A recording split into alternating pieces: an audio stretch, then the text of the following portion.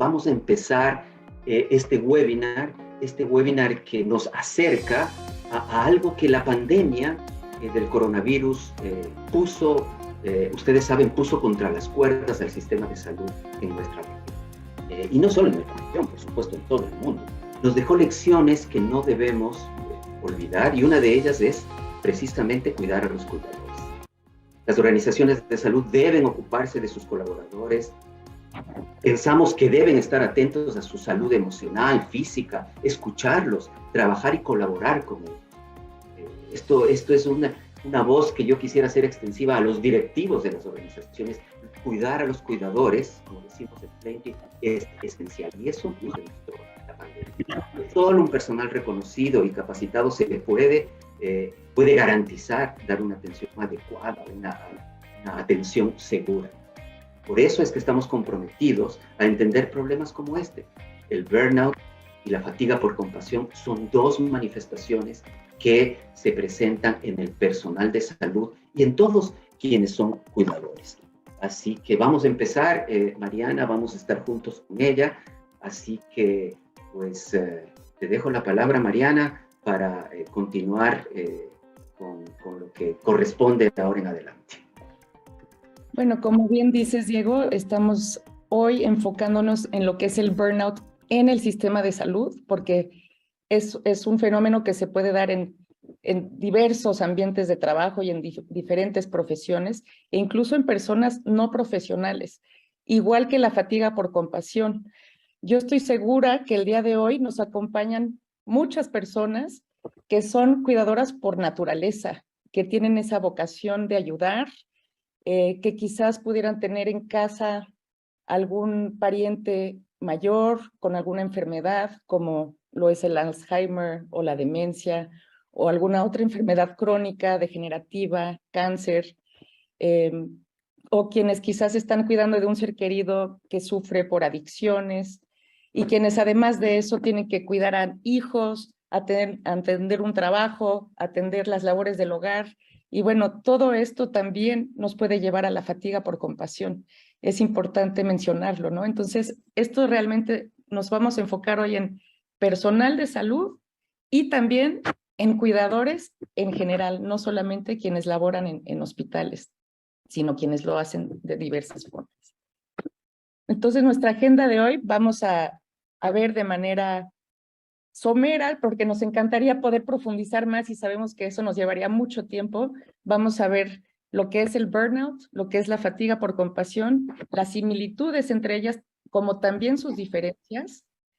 Vamos a ver el impacto que tienen tanto a nivel individual como en las organizaciones, y vamos a también a ver maneras de enfrentarlo, tanto a nivel personal como organizacional, y para eso también nos va a ayudar el doctor Ricardo Caraza, ¿no? Al llevar toda esta teoría a lo concreto y cómo lo están haciendo en TechSalud. Empecemos por hablar un poquito sobre qué es cada uno de estos fenómenos, ¿no? En los últimos años ha aumentado mucho el interés por investigar científicamente estas dos condiciones, justamente por el impacto que tienen tanto en la productividad como en la calidad de la atención que se presta en el sistema de salud. Y obviamente esto impacta la relación con los pacientes y sus familiares, la calidad de esa relación. Entonces, bueno, desde enero de este año, la Organización Mundial de la Salud ya incluyó el burnout dentro de su clasificación de enfermedades. Y podríamos resumirlo como un estado de agotamiento, tanto mental como emocional y físico, que se presenta como resultado de las exigencias agobiantes, ya sean del ritmo de vida, como del estrés crónico y la insatisfacción laboral, ¿no? Esto se presenta más dentro de un entorno laboral.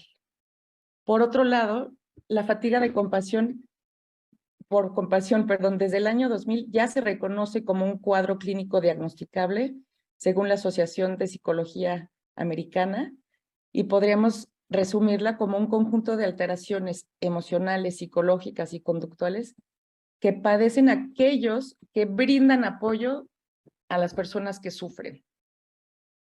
Entonces, si tuviéramos que distinguirlas, podríamos decir, una es una respuesta al entorno de trabajo y la otra es una respuesta a la situación del sufrimiento del otro. Por supuesto que en el ámbito de la salud, la fatiga por compasión puede llegar al burnout, ¿no? O el burnout mismo incluye esta fatiga por compasión. Y en ambos casos hemos visto que impacta al ser humano en todas estas dimensiones, en la física, en la psicológica, en la emocional, en la laboral, en la social y en la espiritual. Y bueno, a continuación nos va a hablar Diego un poquito más sobre lo que es el burnout. Continuando con esto que nos explicaba Mariana, que en realidad tanto fatiga de compasión como burnout afecta de forma similar, aunque los entornos son distintos, pero sí es bueno que entendamos cada uno de ellos y a ver si nos podemos identificar, si estamos viviendo una situación similar. Ustedes, la mayoría que están aquí presentes, enfrentan situaciones o han enfrentado situaciones difíciles, sobre todo, por ejemplo, en la pandemia. ¿Cuál es el ecosistema, digamos, donde se produce el burnout? El burnout existe por una situación, un entorno, ¿no? Y en el sistema de salud, hablaré específicamente de América Latina, tenemos largas jornadas de trabajo. Esto, sobre todo, tienen largas de jornada de trabajo, no solo enfermeras, médicos, sino también quienes están formándose como médicos. A veces ellos son los más afectados o los que están haciendo una especialidad porque tienen que hacer turnos que en algunos casos hemos visto, en algunos hospitales públicos, por ejemplo, pueden durar hasta 30 horas. Entonces, en esa situación, este estrés crónico que es el burnout, en otras palabras, se larva, se gesta. Hay una carga excesiva y presión sobre las personas que trabajan en el sistema de salud.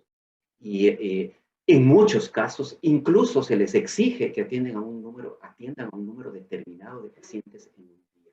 Esas condiciones son difíciles para enfrentar, no solo para una persona ya que es médico, ya es enfermera, sino para quienes se están preparando para hacerlo. Otra parte de este ecosistema que quizá no es el mejor es que con el paso del tiempo se han ido burocratizando muchos de los procesos que se tienen que dar frente a un paciente o incluso simplemente leído, por ejemplo, que aquí en Estados Unidos, donde yo estoy ahora, desde donde les saludo, aquí, por ejemplo, para recetar a alguien un medicamento para la presión arterial alta, tiene que llenar 14 casilleros en un expediente electrónico. Esto le quita más del 35% del tiempo que comparte con el paciente. Esa persona además no tiene control sobre las condiciones laborales en las que se mueve, de sus horarios, y eso muchas veces son simplemente impuestos, pero además enfrentamos una situación en el sistema de salud que quienes entregan este servicio muchas veces se enfrentan a situaciones de riesgo y muchas veces lo hacen con miedo. Miedo a que suceda algo con el paciente o a que el familiar reaccione de una forma determinada, pero miedo también a los jefes, miedo también a los directivos, miedo a que la situación no salga bien. Esto se da usualmente en culturas organizacionales que tienen ciertos problemas, en organizaciones que han creado culturas adecuadas, entornos, ecosistemas adecuados.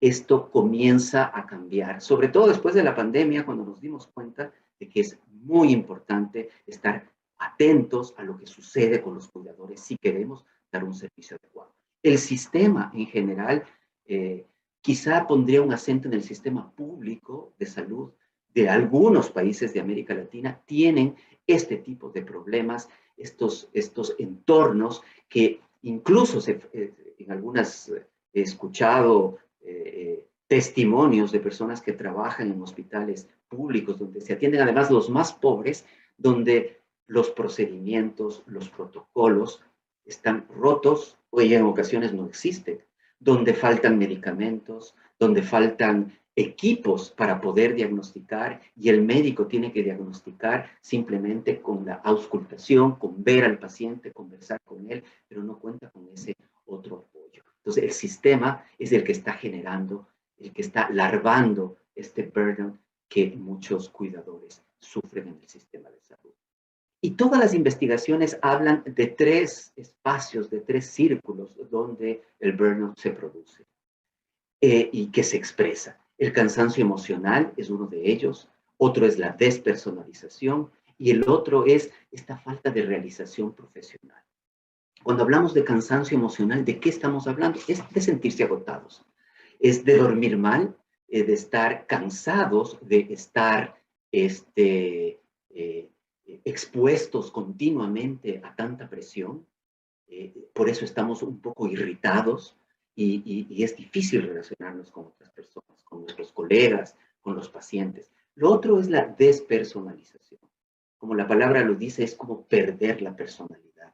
Si ustedes pudiesen en ese momento de estrés, en ese momento de saturación de tantas cosas que están alrededor suyo, si ustedes pudiesen salirse y verse, dirían, no, no me reconozco, no sé quién es esa persona, yo no actúo así. Y entonces comienzan a tratar a los pacientes de una forma distante, a veces incluso cínica, un poco agresiva, y claramente hay una falta de empatía y de compasión. En cuanto a la falta de realización en esta cuestión laboral, personal, es este sentimiento de que somos incompetentes, quizás somos ineficientes, que no vale la pena lo que estamos haciendo. ¿Y esto en qué deriva? Deriva en una falta de pasión, en una falta de compromiso con la atención en salud. Es bueno aclarar que el burnout no es una situación que se produce de un día para otro. El burnout es un proceso que se viene gestando en el tiempo y que viene acumulándose con diferentes emociones, frustraciones, todo lo que estamos hablando, se van juntando y llega un momento en que la persona tiene burnout. Puede ser diagnosticada así. Decía Mariana antes que el burnout, aunque se ha estado estudiando desde los años 70, cuando se comenzó a oír este nombre, en realidad es apenas en este año, en enero de este año, que la Organización Mundial de la Salud la ubicó como una de sus enfermedades, de las enfermedades que están registradas. Esto tiene implicaciones importantes porque en el sistema de salud ya podrían los cuidadores o ya podrían en otros sistemas donde hay servicio a otras personas pedir apoyo para enfrentar el burnout los colaboradores. Y esto tiene implicaciones laborales, en los seguros, porque es una enfermedad ya netamente reconocida. ¿Qué está pasando en el mundo con el burnout? Miren esta encuesta de ADECO Group. Si ustedes quieren buscarla en internet, está disponible. Esta fue hecha entre mayo del 2020 y julio del 2021, uno de los momentos quizá más álgidos de la pandemia del coronavirus. Y ustedes pueden ver ahí que casi el 40% de las personas que han sido consultadas para esta encuesta se declaran con burnout. Quizá si pudiésemos analizar de una forma más específica, encontraríamos quiénes son los que sufren más burnout, en qué momento fue, pero lo cierto es que la pandemia nos expuso no solo al sistema de salud, a todos, a un cambio total de cómo era nuestro estilo de vida. Esto de quedarnos en casa o trabajar con las condiciones que trabajaban muchos de ustedes, hizo que las presiones aumenten muchísimo y no es menor. Imagínense, solo en América Latina, la cifra se dice fácil, pero es una cifra muy dura, murieron 2.8 millones de personas. ¿No? Me refiero a todas las Américas, incluido Estados Unidos. Todo en nuestro hemisferio murieron 2.8 millones de personas. Hablamos de una cantidad altísima en un corto periodo de tiempo. La gran parte de ellos fueron atendidos en el sistema de salud, entonces la presión que hubo fue terrible. El sufrimiento que hubo alrededor fue muy grande. Algo más de cifras, ustedes les pueden ver esto que está aquí, la revista The Lancet, una revista muy conocida, habla que el 50% de las personas que trabajan en el sistema de salud durante la pandemia, el 51% reportó un agotamiento severo. En Estados Unidos hay alrededor de 400 suicidios cada año por este tema. El 13% de los médicos está pensando en quitarse la vida en este momento. Ese es un promedio alto. Indica que hay una situación complicada, que el sistema está generando esto. Ahí hay un dato de la OMC también, que habla que al menos en temas de terapia intensiva, hasta un tercio de quienes trabajan en el sistema de salud sufren el burnout. Y en América Latina hay varios estudios. Hemos revisado para este webinar varios estudios.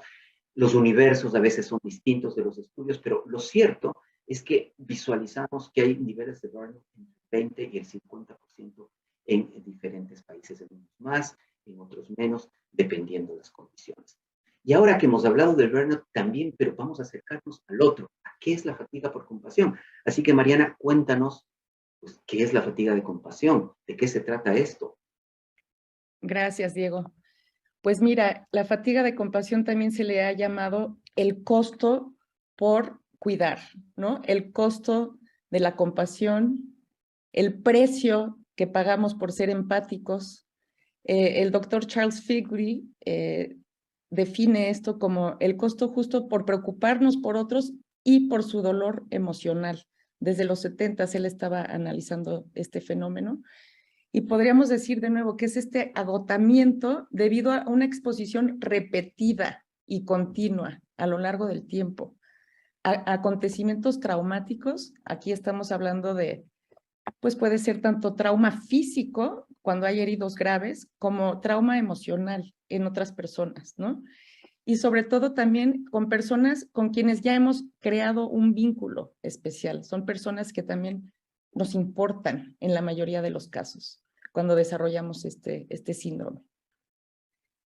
A mí me gusta, me llamó la atención escuchar este término justo porque hablamos de cuidar a los cuidadores y también se le conoce como el síndrome del cuidador descuidado, ¿no? Muchas veces sabemos que quienes se dedican a cuidar a otros, a ayudar a otros, muchas veces se olvidan de cuidarse a sí mismos, ¿no? Quienes ayudan olvidan que también necesitan ayuda, también necesitan pedir ayuda. Entonces, bueno, por eso estamos queriendo compartirles estos hoy, para que sepan que no están solos y que hay maneras de ayudarse. Ahora, ¿a quiénes afecta? Como mencionábamos antes, está afectando a personal de salud y esto incluye urgenciólogos, paramédicos, enfermeras, quienes están continuamente expuestos o quienes acompañan a personas en largos procesos de enfermedad, donde se da la oportunidad de crear justamente estos vínculos y donde a veces el resultado no es favorable, ¿no? Donde tienen que enfrentar esa realidad de tal vez no poder salvar una vida, sino tener que llegar a dar cuidados paliativos, a llegar al final de una vida. Y a personas de gran corazón, como les mencionaba yo en un principio, no necesitamos recibir una paga por ser cuidadores, no necesita ser parte de nuestra profesión, pero si está en nuestra naturaleza esa vocación de servir, esa necesidad de ayudar a los demás, podemos sufrir de esto, ¿no? ¿Cuáles son las causas? Lo curioso aquí es que el factor de riesgo número 1 es ser empático, el tener esa naturaleza empática que claro que es muy valorada dentro del sistema de salud, de hecho la promovemos en Plaintree, es valiosísimo tener una relación solidaria, cercana con los pacientes y sus familiares y entre colaboradores. Sin embargo, el riesgo aquí es cuando no sabemos poner límites, cuando no sabemos separar lo que es del otro de lo que es nuestro. Y hay una especie de contagio emocional, ¿no? Hacemos propio el sufrimiento del otro. Y cuando esa energía compasiva que estamos dando a los demás sobrepasa nuestra propia capacidad de recuperarnos, ¿no? De restaurarnos. Algunos de nosotros fuimos formados con la creencia de que el otro es más importante, el otro viene primero, ¿no? Hay que poner al otro antes que nosotros y esto es priorizar. Y a veces es cuando nos olvidamos y nos ponemos hasta el final de la lista de prioridades. Y eso tiene que ver con nuestros límites, ¿no? A veces aceptamos una serie de responsabilidades sin saber decir que no o sin reconocer nuestras propias vulnerabilidades y cómo nos puede afectar. Entonces, esa también es una señal de alerta. Y ya vemos quienes tenemos un impulso a rescatar y a tratar de ser superhéroes de todos. Y bueno, es reconocer también nuestra humanidad, nuestra imperfección, nuestras limitaciones, ¿no? No podemos salvar a todos, aunque, bueno, es una noble intención, ¿verdad?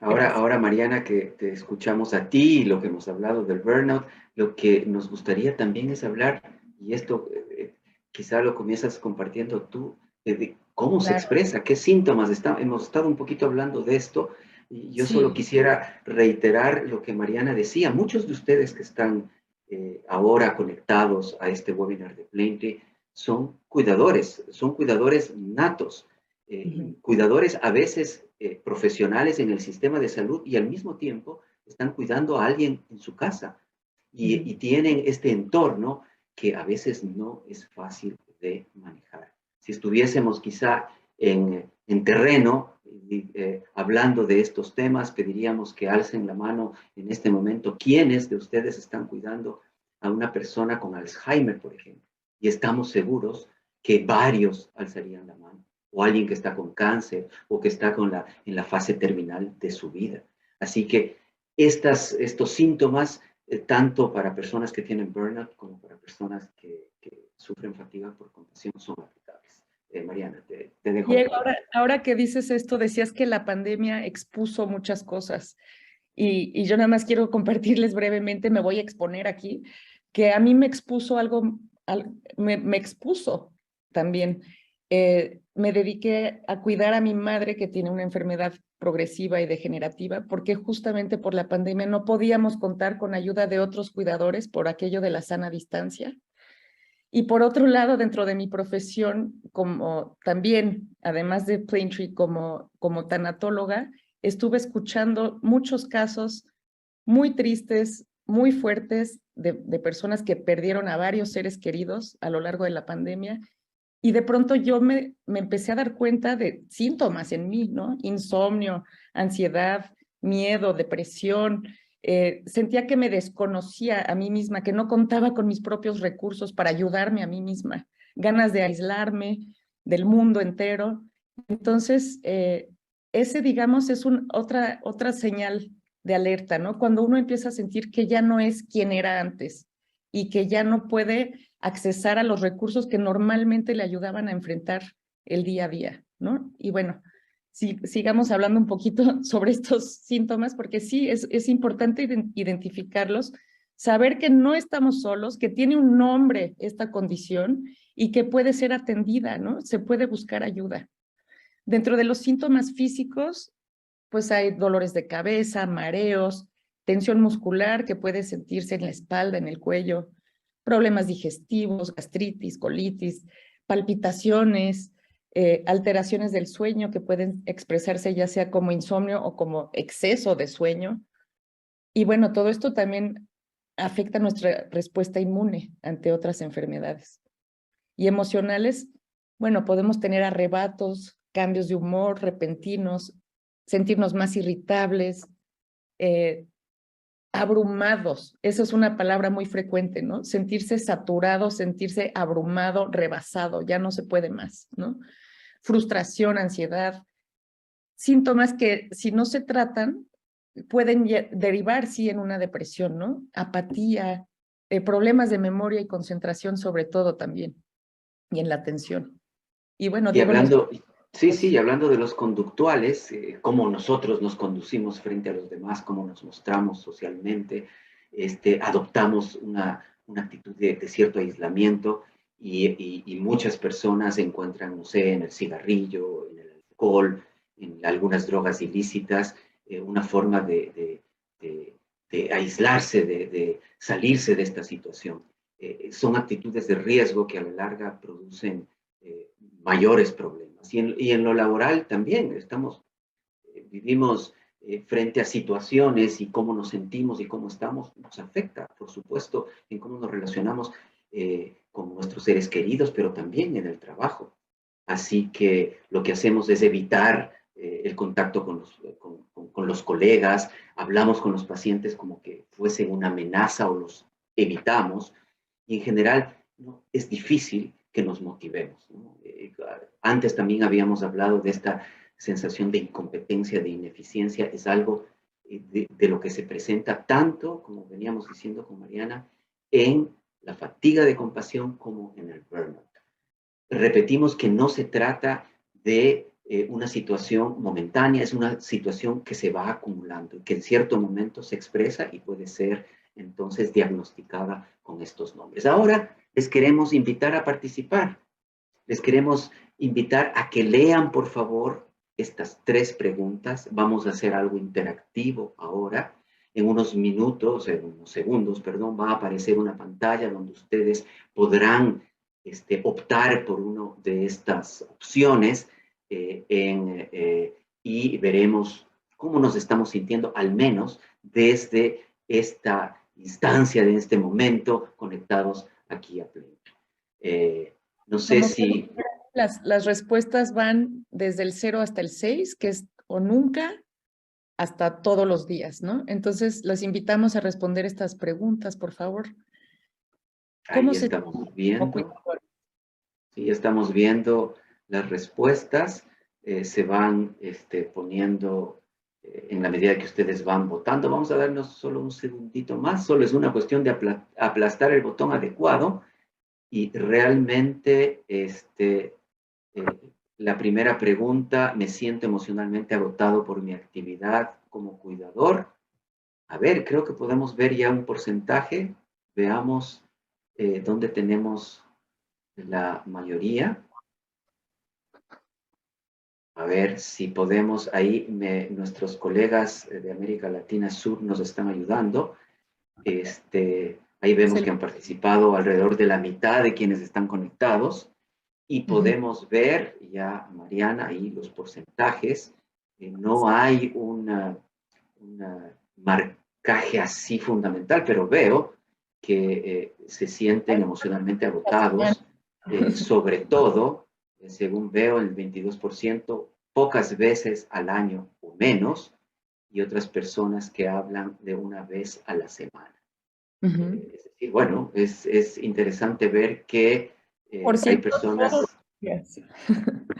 Sí, hay personas que se sienten todos los días agotadas, muy poquitas. Unas pocas veces a la semana, bueno, ya hay un 14%. Y una vez a la semana, si es importante, es un 22%. Hay que, como decía Mariana, no están solos en estos elementos, así que es bueno darse cuenta de esto. Vamos, si les parece, a la segunda pregunta y vamos a ver qué porcentajes logramos conseguir. Aquí nos van a poner la segunda pregunta ahora en un segundo. Perfecto. Pienso que mi actividad laboral y de cuidado me está endureciendo emocionalmente. Veamos cómo vienen las respuestas.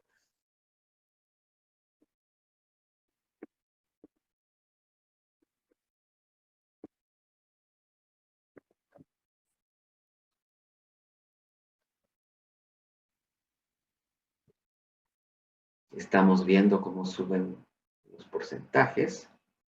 Ahora te voy a pedir, Mariana, que tú comentes los porcentajes, a ver cómo ves dónde tienen una mayor votación. Creo que estamos listos. Tenemos porcentajes ya claros. Otra vez volvió a participar alrededor de la mitad de las personas que están conectadas.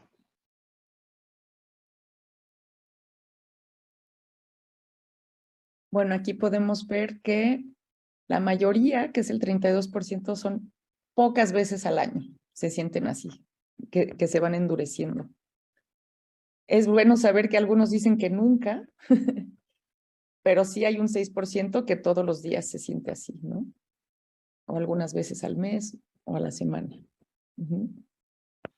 Yo añadiría lo que tú dices, que sí se ve otra vez que hay, sí, como la mayoría de personas que están conectadas aquí, y seguramente no solo en el entorno del trabajo, sino que están mirando todo su entorno personal.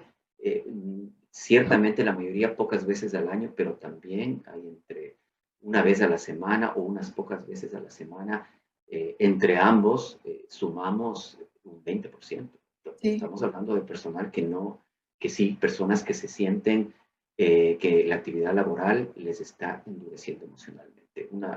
Gracias por ayudarnos a entender también a ustedes, ¿no? A ver en qué situación están y para que ustedes también sepan, como hemos dicho, que no están solos. Aquí esta situación es algo que se está viviendo en el sistema de salud y lo bueno es que es interesante identificarlo, pero sobre todo prevenirlo, y eso vamos a hablar un poquito en el sistema de salud, cómo se puede hacer. Gracias. Ahora vamos a la tercera pregunta. Creo que trato con mucha eficacia los problemas de las personas que cuido. Esta es una pregunta en positivo. A ver, vamos a ver cómo va con esas respuestas. Estamos ya claramente viendo dónde está el mayor porcentaje. Es muy decidor que estamos frente a cuidadores, ¿no? Exacto. Y bueno, se siguen sumando los porcentajes. Gracias por participar, gracias por estar aquí presentes, compartiendo su punto de vista. Al final, muchos de ustedes pueden hacer preguntas, comentarios. Esperamos, por favor, que las hagan. Creo que ahí hemos cerrado. Miren, tenemos personas que en su gran mayoría, el 65%, hablamos de una importante mayoría. Todos los días. Creen que tratan a los pacientes o todos los días con eficacia. Estamos, qué orgullo tener este grupo reunido aquí, porque son ustedes cuidadores, ya sea del sistema de salud o esos cuidadores que están con sus familiares, con sus esposos, con sus esposas, cuidándoles en casa. Muchas gracias por participar, nos ha permitido que veamos parte de la situación que está viviendo esta comunidad Plenty que ahora se ha conectado con nosotros. Estas preguntas, gracias a los colegas que nos ayudaron con esto, fue muy útil tener esta posibilidad de hacer estos temas. Así que vamos ahora a cerrar esto y vamos ahora a decirles que de dónde salieron estas preguntas. Estas preguntas salieron de aquí. Estas preguntas salieron de esta herramienta que les sugerimos, podrían ustedes usar tanto en las organizaciones como de forma personal, el MASH Lack Burnout Inventory. Está ahí el sitio de donde hemos obtenido este documento, pero hay varias versiones. Hay versiones incluso para el sistema de salud específicamente, hay otras que están adaptadas al sistema educativo, etc.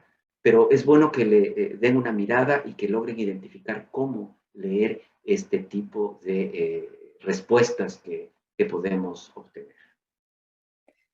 Sí, también existe otra prueba, que es esta que se llama Professional Quality of Life. Es una prueba de autoevaluación que les recomendamos también hacerse de manera periódica. Tiene al acceso para todos en esta página www.proqual.org. Y lo valioso de esta prueba es que mide tres cosas. Mide tanto la fatiga por compasión como el burnout, como la satisfacción por compasión.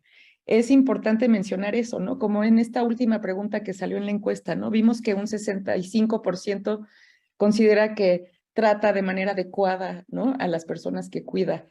Sí, es importante reconocer también el lado positivo, ¿no? Es cuidar de otros, ayudar a otros, puede ser muy gratificante, es una labor muy noble, que también nos puede traer mucha satisfacción el saber que estamos haciendo la diferencia en la vida de otros. Y por lo general, los cuidadores son personas muy responsables, muy entregadas, muy perfeccionistas. Entonces, no me sorprende que haya un alto nivel de personas que sienten y que lo están haciendo bien, ¿no? Lo que también hay que voltear a ver es a uno mismo, ¿no? ¿Cómo lo estoy haciendo también conmigo? ¿Cómo me estoy cuidando también a mí? Pero bueno, los invitamos también cuando gusten a evaluarse. Y bueno, ¿cómo nos podemos cuidar a nosotros mismos? ¿No? La industria del bienestar nos vende muchas formas de cuidarnos, como irnos de vacaciones, irnos a un spa de fin de semana, pero aquí lo importante es cómo lo estamos haciendo en el día a día, ¿no? Es importantísimo tener un plan diario de autocuidado que incluye cómo nos estamos alimentando. Ojalá estuviéramos comiendo cosas que realmente nos nutran, que realmente nos den energía, cómo estamos durmiendo, qué tanto ejercicio estamos haciendo. Ahí abajo tengo estas tres palabras de quietud, movimiento, naturaleza. Muchas veces con el ritmo de vida tan acelerado que tenemos, creemos que no hay tiempo para cuidarnos a nosotros mismos. Basta con que dediquemos 10 minutitos al día a cada una de estas cosas, poder estar en quietud. Y eso puede incluir ejercicios de respiración, relajación, meditación. Luego estar en movimiento. Nuestros cuerpos están hechos para estar en movimiento, no para permanecer sedentarios, ¿no? Algo de caminar alrededor de por donde vivimos, ¿no? No importa necesariamente ir a un gimnasio, eh, hacer ejercicio en casa y bueno, el contacto con la naturaleza también. 10 minutos de eso nos nutre a nivel espiritual, a nivel físico también y emocional. La idea aquí es buscar maneras de restaurarnos. Cada uno de nosotros va a tener sus formas, ¿no? Cada quien sabe qué es lo que le hace bien para que podamos vaciarnos quizás a la hora de cuidar, pero también busquemos la manera de estarnos llenando continuamente. El sistema de apoyo, como decíamos antes, hay que aprender a pedir ayuda y buscar este apoyo en amigos, familiares y cuando sea necesario, quizás de manera terapéutica, ¿no? Con un terapeuta, con un psiquiatra, si fuera necesario. La gratitud también, si cada noche pudiéramos quizás tener una especie de diario de gratitud o enlistar mentalmente, ¿no? ¿Qué sucedió hoy en el día que puedo agradecer, ¿no? Incluso dentro de mi jornada tan difícil, ¿qué pude hacer hoy por ayudar a otros? ¿O qué aprendí? ¿O qué me puedo llevar valioso y significativo de este día? Y todo eso también nos va a ayudar a recordar el sentido de lo que estamos haciendo. Vamos a volver a tocar el para qué estamos aquí, para qué decidimos dedicarnos a esto o para qué queremos cuidar a los demás y volver a contactar también con esa satisfacción por compasión. Y bueno, Diego. Sí, como dices, Mariana, no están solos, no están solos. En realidad, el sistema de apoyo, ojalá en el sistema de salud estuviera siempre disponible, pero está su familia, están sus amigos, están las personas que ustedes quieren, acérquense a ellos y estamos seguros de que eso es un apoyo. Muchos de ustedes que nos escuchan seguramente están pensando ahora, bueno, yo me arreglo de esta forma, yo tomo esta estrategia, seguramente, ojalá al final nos puedan compartir. ¿Qué hacen ustedes un poquito para coinciden con esto? ¿Hay otra cosa que ustedes han descubierto que les funciona? Sería bueno escucharlo y que nuestro invitado también seguramente nos va a ofrecer algunos de estos elementos y que podamos preguntarle a él qué más podemos hacer. Claro. Sí. Y bueno, ahora lo que quisiéramos también es, todo esto, como decíamos, se produce dentro de un entorno. Entonces, el entorno de las organizaciones de salud, ¿qué requieren cambiar? ¿Qué requieren hacer para que enfrentemos el burnout desde aquellos lugares? En Plenty hablamos mucho, repetimos mucho esto de cuidar a los cuidadores. Tenemos que cuidar a los cuidadores dentro de las organizaciones. Las organizaciones son un entorno donde hay una cultura que se expresa todos los días. La cultura se expresa en cómo actúan ustedes, si llegan tarde, si no llegan tarde, si se saludan o no se saludan, si se conocen o no, cómo son sus procesos, cómo tienen esa interrelación con sus líderes, qué tipo de líderes tienen. Todo eso es la cultura. Y la cultura adecuada cuida a los cuidadores. Y entonces, cuando cuidamos a los cuidadores, estamos pendientes de prevenir este tipo de situaciones como el burnout o la fatiga por compasión. Uno de los motores principales de esta cultura adecuada es reconocer, apoyar y capacitar al personal. Reconocerlo es la mejor forma de impulsarlos, de mantenerlos atentos a cómo están, en agradecerles por todo el esfuerzo que están haciendo. Tenemos que apoyarlos, tenemos que capacitarlos en cómo se pueden comunicar, y cómo pueden lidiar con el burnout, con las presiones, y tenemos que escucharles para saber qué es lo que desean. Y es muy importante que tengamos un liderazgo comprometido, un liderazgo que entienda que si queremos dar un buen servicio, si queremos dar un servicio de salud, una atención segura, empática, cercana, de excelencia, los líderes, y hablo en este caso de los directivos, deben estar comprometidos con esto, con esta misión, con el por qué hacen lo que hacen. Cuando tengan claro eso y actúen en consecuencia, vayan a piso, hablen con los colaboradores, hablen con pacientes, hablen con familiares, entienden cuál es la situación y previenen que suceda o que lleguemos con personal que esté sufriendo esta situación de burnout. Y todo esto se logra a lo plenty. Y diría a lo plenty porque a lo plenty es trabajando de forma transversal y colaborativa con los pacientes, con la familia, con la comunidad. Todos somos parte del sistema y no podemos obviar esa pieza.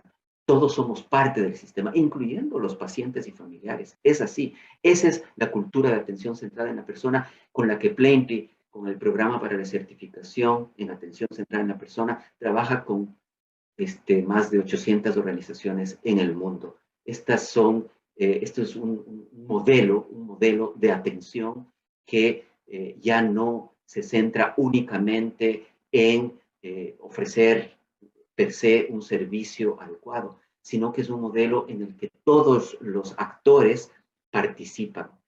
Es un modelo además en el que existen criterios, parámetros que van a ser medidos para obtener esa certificación. Si ustedes tienen preguntas sobre cómo avanzar en sus organizaciones con el programa para la certificación de atención centrada en la persona, por favor, escríbanlo. Pero no olviden, lo principal es cuidar a los cuidadores. Y entonces, dentro de este programa tenemos, por ejemplo, uno de los criterios es ayudar a los cuidadores en los momentos de duelo, ofrecerles apoyo psicológico o psiquiátrico cuando hay pérdidas, cuando hay una situación adversa, cuando un paciente ha fallecido, cuando hay situaciones de tensión, como sucedió con la pandemia, ¿no? Tienen que haber estructuras, procesos estructurados para cuidar a los cuidadores, pero también para cuidar a quienes vienen a recibir el servicio en el sistema de salud, que vienen con los pacientes, que es el familiar, ese cuidador del que hemos estado hablando, esa persona que está cuidando a su mamá con Alzheimer o a su papá en la fase terminal de la vida o a su hijo que tiene alguna situación complicada. Eso se traduce en que las organizaciones deben cuidar a esos cuidadores también y darles una responsabilidad, o no darles una responsabilidad, sino invitarles a sumarse al equipo de atención en salud para que esa responsabilidad que ellos están tomando sea una responsabilidad acompañada con información, con capacitación. Finalmente, el cuidador, ese natural del familiar enfermo, es el que va a regresar al hogar y el que va a apoyar a esa persona a su recuperación total. Aquí voy a hacer una pausa porque ahora vamos a escuchar precisamente cómo un miembro de Plenty, con sus dos hospitales, nuestro miembro TechSalud, que como les decía, tiene los hospitales Zambrano de León y San José en la ciudad de Monterrey, enfrentan esta situación del burnout. ¿Qué hacen? ¿Cuáles son sus procesos? Así que, Ricardo, si tú ya puedes prender tu cámara, quisiéramos escucharte y, por favor, es todo tuyo la presentación. Adelante. Claro, muchas gracias. Es darle ahí a la siguiente. Pues sí, claro, con todo lo que han estado comentando nuestros compañeros de Plaintree, pues es muy importante todo el poner atención a estas cuestiones de burnout, de cuidar la salud mental de los colaboradores, del personal de salud, de los cuidadores. Y aquí ahorita, pues empezando con algunos datos, siguiendo con todo lo ya que comentan, que a partir de la pandemia, un factor un poco favorable en ese sentido, es que las instituciones, las universidades han volteado a ver a la salud mental y sobre todo a la salud mental de los cuidadores, de los trabajadores de salud, ¿no? Que como ya han dicho, ¿no? Desde hace mucho se presentaban este burnout o esta fatiga por compasión, ya se está reconociendo como un padecimiento y se ha comenzado a estudiar más, ¿no? Para empezar a hacer intervenciones en este sentido. Por ejemplo, este estudio de la Organización Panamericana de la Salud, pues claro, nos habla como en profesionales de la salud, en toda esta cuestión en 2020, con todo el COVID encima, pues desde el 14 al 22% de cuadros de personas con episodios depresivos, 5 a 15% con ideación suicida, 11 a 25% nada más de ellos recibiendo atención psicológica. Entonces, como vamos viendo, además del burnout y de estas enfermedades de salud mental, se han ido presentando o se están identificando más claramente en todo el personal de salud y en cuidadores, ¿no? Por ejemplo, también otro tipo de factores de riesgo, como veríamos en la siguiente diapositiva, pues estos factores de riesgo, pues la necesidad del apoyo emocional, el preocuparnos, por ejemplo, ahora con COVID, toda la preocupación de contagiar a familiares, o sea, por ejemplo, enfermeras que tienen que trabajar en hospitales COVID, el temor a regresar a mi casa, a enfermar a un familiar, conflictos con familiares por toda esta cuestión de personas contagiadas, cambio en las funciones laborales habituales, todo esto hablando específicamente de la situación que vivimos con COVID. Todos esos son factores que aumentan estos riesgos de burnout, de enfermedad de salud mental. Y claro, también hay factores protectores que nos pueden ayudar, como esta confianza en la institución de salud o cómo el gobierno maneja toda la emergencia sanitaria, contar con el apoyo de los compañeros de trabajo, el aspecto espiritual o religioso del profesional de salud también es un factor protector, como ya han ido comentando. Y a nivel de México, Chihuahua, están estos dos estudios, pues de cómo en trabajadores de personal de salud, como este de México, de más de 5,000 trabajadores entrevistados, o sea, a nivel del 52% con insomnio, 37% depresión, 37% estrés postraumático, en este estudio de Chihuahua, de más de 983 personal de salud, burnout en el 11.5%, síntomas depresivos, 25%, y como en todos los estudios, más en mujeres, más en el personal de enfermería, sobre todo enfermeras de sexo femenino en primera línea de atención en COVID, pues son el personal con mucho mayor riesgo de este tipo de padecimientos de salud mental, ¿no? Entonces, que eso es lo que hemos estado viendo. Y de ahí, pues claro, como ya lo han dicho mis compañeros Diego, Mariana, pues el personal de salud desde siempre, todos los que trabajamos en salud tenemos un riesgo o mayor riesgo para un burnout o para esta fatiga por empatía o fatiga que presenta el cuidador. Y claro, por las implicaciones de trabajar en el campo de salud y de cuidar a los demás, las altas demandas en el entorno laboral, falta de recursos, personal insuficiente, falta de educación en burnout. Y si se fijan, todos estos factores en la pandemia pues, se intensificaron, ¿no? Mayor falta de recursos, mayor necesidad de personal, cargas laborales más intensas. Entonces, claro, la pandemia fue un catalizador para aumentar esta incidencia de problemas de burnout y de salud mental, ¿no? Y ahora en la diapositiva que sigue, bueno, yo quiero contarles un poco de qué es lo que hemos hecho nosotros aquí en Monterrey, en los hospitales de TechSalud. Pues lo primero, empieza la emergencia sanitaria, empieza la pandemia. Claro, el primer enfoque del hospital fue destinar los recursos a atender a los pacientes con COVID, ¿no? De hecho, el Hospital San José se destina como hospital 100% COVID y el Hospital Zambrano como un hospital para atender las demás necesidades en salud. Entonces, esa es la primera estrategia. Y ya que se logra estabilizar y saber todos los procedimientos para atender a los pacientes con COVID, se comienzan a hacer estrategias en pro de salud mental, ¿no? Primero, claro, fue trabajar enlazar a los pacientes con sus familiares, vimos todo el trabajo de enfermería que empezó a hacer en este sentido, y ahí es donde nosotros entramos, ya que, sobre todo con enfermería, fue con los primeros que empezamos a trabajar, porque enfermería ya anteriormente contaba con un programa, que es este de Vivo Mi Bienestar, muy enfocado en los enfermeros, en la salud del enfermero y la enfermera, y se había centrado en los problemas metabólicos, ¿no? Diabetes, sobrepeso, triglicéridos, obesidad, todos esos, nutrición, todos esos elementos. Y con la pandemia, pues surge esta necesidad de voltear a ver la salud mental, ¿no? Entonces nosotros en octubre y noviembre del 2020, primero nos enfocamos a evaluar al personal que teníamos trabajando en nuestros hospitales.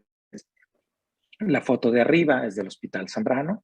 Ahí evaluamos a 295 enfermeras y enfermeros y a 12 médicos. En la parte de abajo, la imagen del Hospital San José, ahí fueron 572 enfermeras y 65 médicos. Como les comentaba, San José estaba centrado 100% en COVID. Hicimos escalas de aplicación de síntomas, sobre todo síntomas depresivos, ansiosos, insomnio, y una entrevista neuropsiquiátrica, ¿no? De ver sintomatología psiquiátrica. Y pasando a la siguiente, vamos a ver los resultados. Y aquí les planteo del lado izquierdo, tenemos esta gráfica donde está solo el Hospital San José, con el grupo de médicos en azul oscuro, enfermeras azul claro, y vemos como en síntomas depresivos entre el 12 a 14% presentaron síntomas depresivos importantes. En cuanto a síntomas de ansiedad, entre el 18 y el 28%, y problemas del sueño entre el 72 y el 80%, ¿no? De la población. Todos estos eran enfermeros y médicos que estaban trabajando dentro de San José como hospital COVID, y vemos que no había diferencia entre ambos grupos de población. Y del lado derecho vemos la gráfica comparando el grupo de enfermería. En color verde es Hospital San José, enfermería de Hospital San José. Color azul, Hospital Zambrano. Y ahí igual, ¿no? Síntomas depresivos entre el 14 y el 16%, síntomas de ansiedad 28 a 34% y problemas de sueño entre 80 a 77%. Aquí algo relevante que identificamos es que en cuanto a síntomas de ansiedad, estadísticamente significativo, el Hospital Zambrano, que era no COVID, presentaba mayor porcentaje de síntomas de ansiedad, ¿no? Tanto pues para ella más incertidumbre. De hecho, mucho del personal joven o con menos experiencia se manda a Zambrano. Hay también una carga laboral extra porque hay que atender todos los demás enfermedades que no fueran COVID. Y en San José, pues con la protección, puro paciente COVID, pero bueno, sí vimos esa diferencia, ¿no? Entonces, lo primero que comenzamos a hacer fue esto, es evaluar y ver cómo estaba nuestra población con respecto pues, a lo que veíamos a otros niveles en otros países, y de ahí comenzamos a hacer intervenciones, ¿no? Así que pasamos a la siguiente. ¿Qué es lo que decidimos hacer? Por ejemplo, ahorita llevamos 286 profesionales de la salud que se han visto beneficiados por algún tipo de intervención, que ahorita las vamos a ir ahí mencionando. Pero pues como comentamos, de estrategias tanto a nivel individual, lo que ya nos había comentado ahorita Mariana, pero desde el reconocer los estados emocionales, ¿no? La pandemia, les digo, nos ha traído un poco este beneficio de que directivos, administrativos, jefes de empresas, nosotros mismos, estamos volteando a ver nuestra salud mental, volteando a ver nuestras emociones y reconocer pues, lo normal que es sentir miedo o es sentir preocupación, tanto si tenemos un familiar que estamos cuidando, somos el cuidador primario, o todo esto de la pandemia o con mis pacientes, el poder mantener nuestras rutinas, tanto rutinas de sueño sobre todo, de alimentación, de actividad física, así como también mis rutinas laborales, el mantenernos conectados socialmente con amigos, familia, el poder hablar de nuestros sentimientos, o sea, de cómo estamos, cómo nos sentimos, con alguien de confianza, puede ser con una amistad, un familiar, o con un colega, o si no, pues ir ya con algún especialista de la salud mental. Claro, el poder aprender cosas nuevas también para la parte cognitiva, estarla estimulando. Y la mentalidad, ¿no? El enfoque, la mentalidad que vamos a tener sobre por qué estamos haciendo nuestro trabajo, el poder poner límites, como comentaban. Es bueno ser empáticos, es bueno preocuparnos por los demás, pero también necesitamos limitar y ver nuestras capacidades y hasta dónde podemos estar interviniendo, ¿no? Entonces, tanto desde el aspecto individual, buscamos que nuestros colaboradores se enfoquen en esto, puedan implementar estrategias con ellos mismos, pero también desde la parte institucional, como hospitales, como comentaban con todo este modelo de Plentry, pues qué es lo que podemos ofrecer a nuestros colaboradores, a esas personas que trabajan con nosotros y que nos ayudan a dar un muy buen servicio. Pues lo que estuvimos haciendo, estos 286 que llevan hasta ahorita con intervenciones, si vemos la siguiente, estas son las diferentes tipos de intervenciones que hemos ido implementando. Esto ha sido como nuestro plan de acción, ¿no? Desde establecer grupos de expresión emocional con diferentes modelos. Por ejemplo, ahorita hace rato que comentaban la cuestión del duelo. Nosotros implementamos grupos de terapia breve enfocado en duelo. Sobre todo los integrantes eran colaboradores que habían tenido algún duelo durante la pandemia. Grupos de debriefing o catárticos o Valint. Grupos también, cuando tenemos un programa, que también fue un proyecto de investigación que acabamos de concluir, enfocado a una intervención grupal para manejo de la obesidad, enfocado en enfermería, por ejemplo. Además de estos grupos, también se han canalizado a los colaboradores a tratamientos individuales. Conseguimos un apoyo por parte de TechSalud que se cubriera ya sea intervenciones en crisis, 3 sesiones a colaboradores o terapias breves de 10 sesiones de intervención, ¿no? Que eso se le da y no le cuesta al colaborador, es parte como de sus prestaciones. También luego tenemos la intervención multidisciplinaria en obesidad, que ese es un protocolo de investigación, que ahorita no les puedo mostrar datos porque acabamos de terminar en agosto y después lo vamos a estar publicando, pero también surge de todas estas estrategias de buscar que nuestros colaboradores estén más saludables, ¿no? Y que puedan aprender a cuidar su salud desde cómo me alimento, intervenciones psicológicas, el ejercicio físico, ¿no? Hicimos también, como vieron las gráficas, insomnio o problemas de sueño fue el principal problema, ¿no? Alrededor del 80%. Entonces, parte de las primeras intervenciones que comenzamos a establecer fueron talleres de grupos para tratamiento de insomnio, que es un modelo cognitivo-conductual de 3 sesiones de trabajar con la parte de higiene de sueño y se abrió a todo el personal del hospital. También, si lo requieren los colaboradores, se les da tratamiento farmacológico dentro de estas intervenciones con una consultas con psiquiatría.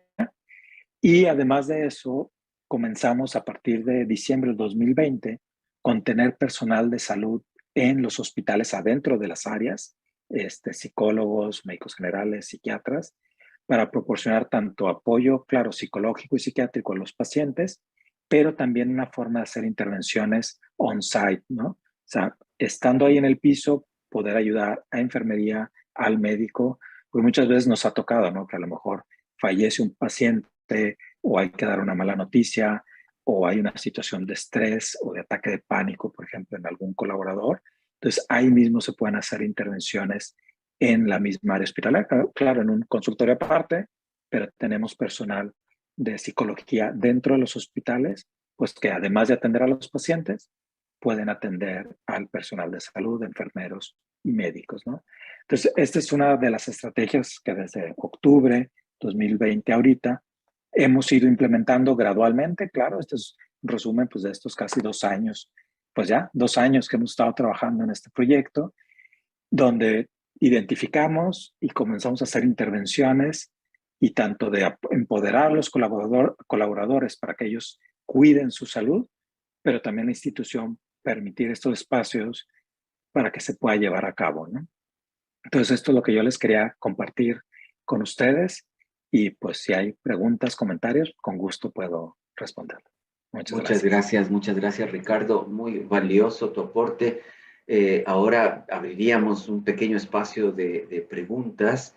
Nos quedan exactamente 6 minutos más. Lastimosamente siempre el tiempo es un enemigo aquí, pero si no quisiéramos irnos sin escuchar a algunos de ustedes. Yo antes de que las preguntas surjan, por favor, estamos para eso. Quisiera preguntar a Ricardo, esto que tú nos has descrito en este momento, ¿qué consecuencias ya ha tenido en el tiempo? O sea, ¿qué percepción tienes tú del personal?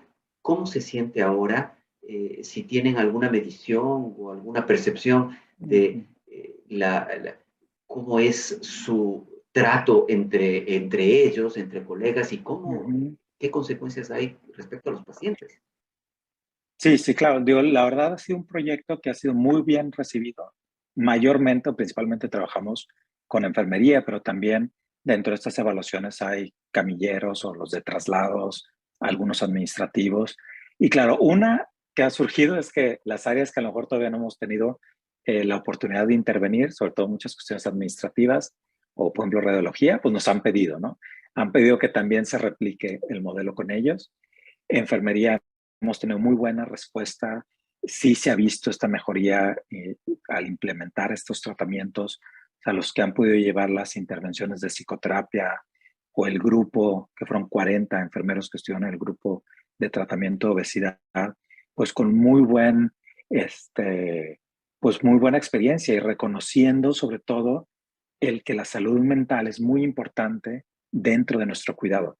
Yo creo que la percepción que yo tengo es que anteriormente, tal vez antes de pandemia, tal vez estaba más claro cuidar la alimentación o hacer ejercicio, pero gracias a esto, también ya la persona está diciendo, oye, sí tengo que dormir mejor, sí tengo que cuidar mi estado emocional, tengo que reconocer cómo me siento, tengo que expresar eso que estoy sintiendo.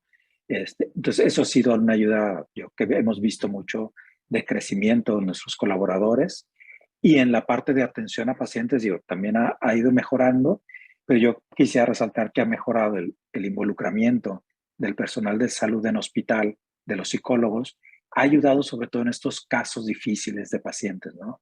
Casos reto, situaciones de larga estancia hospitalaria o que por la patología o la enfermedad que tienen es difícil, ¿no? La interacción o genera mucho desgaste en el personal de salud. Ahí es donde psicología también ha entrado como parte del equipo interdisciplinario y que ha ayudado a descargar un poco el desgaste emocional de los colaboradores, por ejemplo, de enfermería o del médico, al dirigir y apoyar esa necesidad emocional del paciente. Entonces, eso también yo creo que en esos casos hemos visto pues, que ha resonado de forma muy favorable, ¿no? Todo esto que estamos haciendo. Perfecto, muchas gracias por compartirlo. Mira, tenemos ya algunas preguntas y poquísimo tiempo. Vamos a hacer respuestas súper cortas. Hay algo muy clarito que te están preguntando. Violeta Laurenti pregunta, ¿qué protocolos usaron de 3 sesiones para insomnio? No sé si tienes una Sí, descripción así rápida. claro que sí, rápido. De hecho, es un modelo cognitivo-conductual. Lo puedes buscar.